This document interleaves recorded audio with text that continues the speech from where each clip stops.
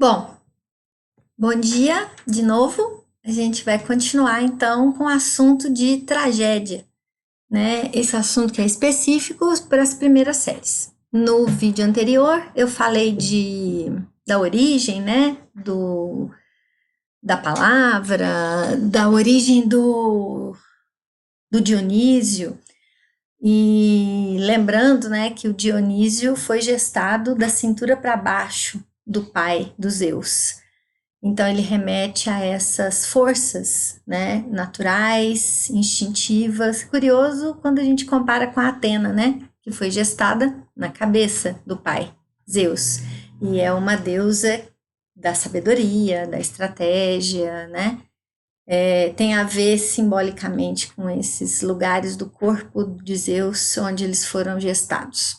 Bom, então vou de novo lá mudar aqui o formato de exibição e a gente agora tá com esse slide, né? Para começar a falar da tragédia já como evento teatral, né? E como texto teatral, tá?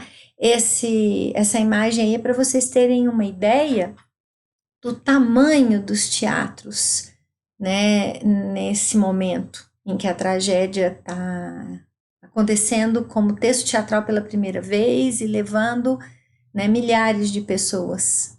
Quando a gente fala milhares de pessoas, pensa o Epidauros aí, que ele levava até 12 mil pessoas para assistir uma peça. Então era realmente um evento assim de uma magnitude impressionante, né? De número de gente muito impressionante.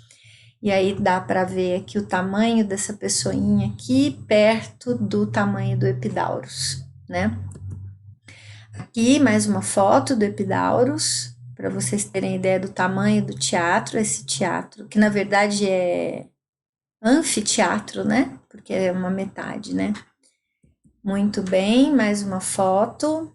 Eu sempre fico muito impressionada com o tamanho disso e ficar imaginando isso lotado de gente assistindo a tragédias, né? Certo. Nesses slides, vocês vão ter, né, uma série do mouse, achei, slides com essas indicações, né? Então, esse lugar aqui, ó, no meio do teatro, é em grego chamado de orquestra, certo? Hoje a gente chama orquestra do conjunto de músicos, né? É a bancada aqui para o pessoal todo sentar, né? E esse pedaço aqui, que a gente chama de palco hoje, em grego é cena. Curioso, né? Hoje a gente chama de cena o que acontece no palco. Muito bem. Mais uma foto do Epidaurus com algum tipo de encenação atual, para vocês terem ideia. Muito bem. Mais fotos, parece que eu gostei de colocar fotos.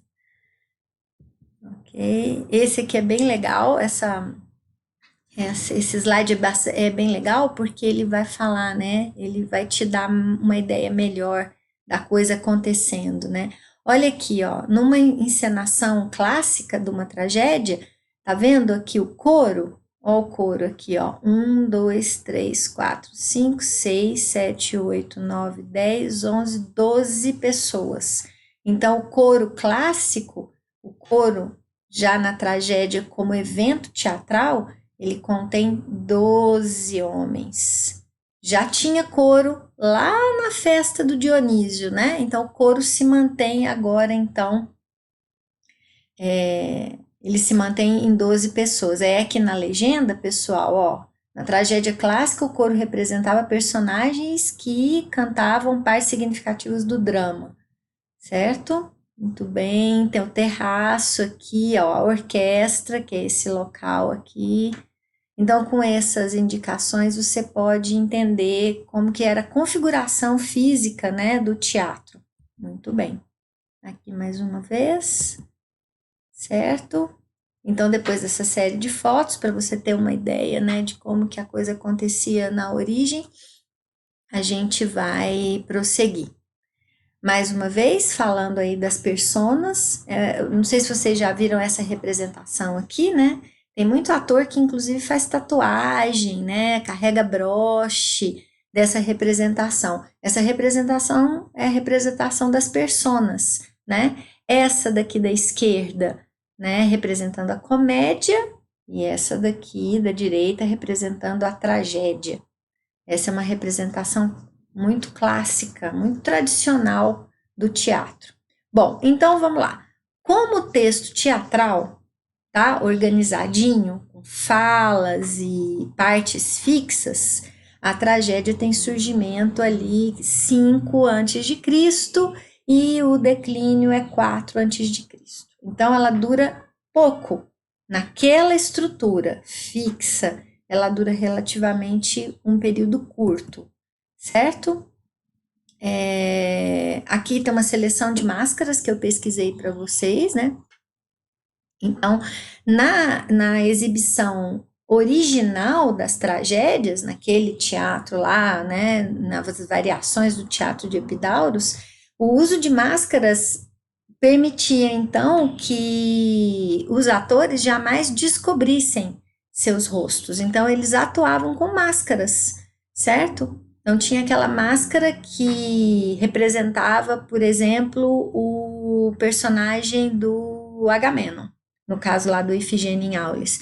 Aí tinha uma máscara que representava o personagem do Aquiles, ou da Clitemnestra, ou da própria Ifigênia. Essas máscaras eram usadas e reconhecidas pelo público, né?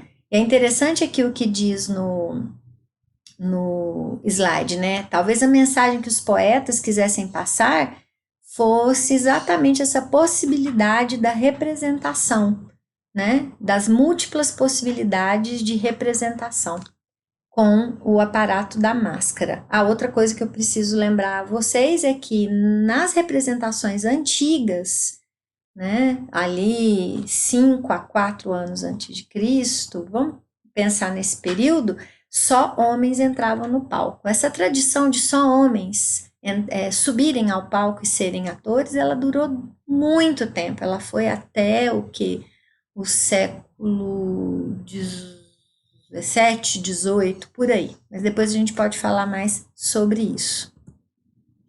Bom, então vamos começar agora a problemática da tragédia e os elementos da tragédia, certo? Bom, lembra que eu estou falando da tragédia clássica, ou seja, da origem da tragédia, né? Da tragédia clássica, desse tipo de texto teatral original, ok? Bom, a primeira questão, muito parecida com a epopeia, é que a tragédia também só trabalha com personagens da elite, certo? Tragédia é um tipo de drama de personagem de elevada condição social. Então, nós, mais uma vez, estamos falando da aristocracia, ok?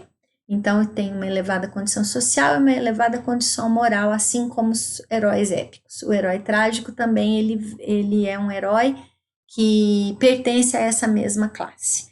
E são personagens que, quando a tragédia começa, eles estão no esplendor, sabe? No ponto alto da vida deles. Pensa o que é o Agamenon, né? Quando começa a tragédia Ifigênia em Aulis. Ele está no esplendor, ele é o líder de todos os gregos contra os troianos, né? Ele está no máximo mesmo, ele é eleito o líder, o general de todos os generais, tá? Bom, o núcleo de uma tragédia, ele vai sempre ser uma mudança, assim, repentina no destino do protagonista, tá? Esse protagonista, ele vai cometer uma falha de conduta, ok? Não é exatamente o mesmo que defeito moral. Essa falha de conduta é mais nesse sentido da incapacidade humana, da incapacidade desse personagem que representa, né, o seu grupo, de ser sensato, de agir razoavelmente, ok? Então, o homem grego, ele deveria buscar exatamente conhecer os limites dele, né? Então, a tragédia, ela mostra um personagem que desconhece esses limites, que extrapola, né? Então ele vai incorrer no que a gente já disse em sala de aula, que é nessa híbris. A híbris é a palavra grega para desmedida, o excesso. E a gente pode entender como desobediência ou ousadia. Quer dizer, meu personagem comete um excesso.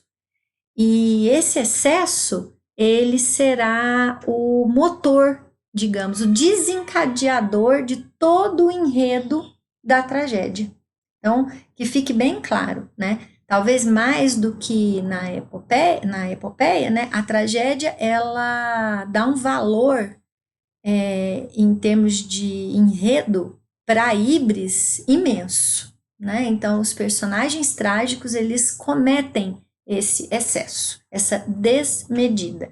Justamente porque a tragédia, ela, enfim, no fim das contas, ela quer mostrar para o público as consequências desse personagem trocar os pés pelas mãos, desse personagem agir na desmedida, agir de maneira, né, excessiva, tá bom? Bom, então essa tragédia autêntica, ela tá ligada a esse desenvolvimento extremamente dinâmico. As tragédias acontecem de maneira rápida, porque se o personagem tiver tempo, ele vai pensar melhor e recuar. Então, as tragédias em geral, das clássicas até as modernas, elas têm esse dinamismo intenso, né? Então, o personagem age apaixonadamente, age de maneira desmedida e o enredo vai ter um alto grau de dinamismo, né? Lendo aqui o slide com vocês, né? O que sentimos como trágico deve significar a descida de um mundo de segurança para um abismo de desgraças irreversível. Então é essa descida, o personagem está lá em cima, né? E ele está lá em cima não apenas porque ele pertence à elite, mas ele está na glória da vida dele e ele vai despencar lá de cima em função dessa atitude desmedida, tá? Então a gente vai falar alguns termos como irreversível, destino, é impossível voltar atrás. Isso é muito próprio da tragédia. É muito próprio da tragédia você olhar assim para o personagem e falar assim, nossa, mas isso vai dar muito errado, tá? Então, a queda é tão grande e brutal, né, que eu preciso de um personagem extremamente robusto, forte, né, para viver essa descida, essa queda, né? Então ele precisa ser um herói, né? E herói trágico aqui é diferente de herói épico, né? O herói trágico, esse sujeito do ato trágico, ele é o indivíduo que vai tomar consciência da sua condição miserável, né? Então, a tragédia, ela permite que o personagem, nesse dinamismo de descida, né? Ele vai se estabacar no chão completamente, né? Ele tome consciência de si mesmo e das suas limitações, certo? Bom, então, era até aqui que eu queria ir com vocês nesse segundo vídeo sobre tragédia, certo? Vamos parar esse segundo vídeo por aqui e daqui a pouco eu faço o terceiro vídeo continuando, tá certo? Essa história de tragédia como gênero literário. Então, bom, o que a gente já tem aqui? A gente tem um personagem cujo destino, cujo trajeto, cujo enredo vai ser precipitado em função dele cometer essa desmedida. E eu queria muito que vocês lembrassem, né, que o gênero é diferente. O gênero da tragédia é o gênero dramático, a questão de mostrar a ação, a força não de narrar o passado, mas de mostrar a ação acontecendo no, entre aspas, presente, quer dizer, no presente da encenação. Beleza? Então era isso, mais um vídeo. Beijo!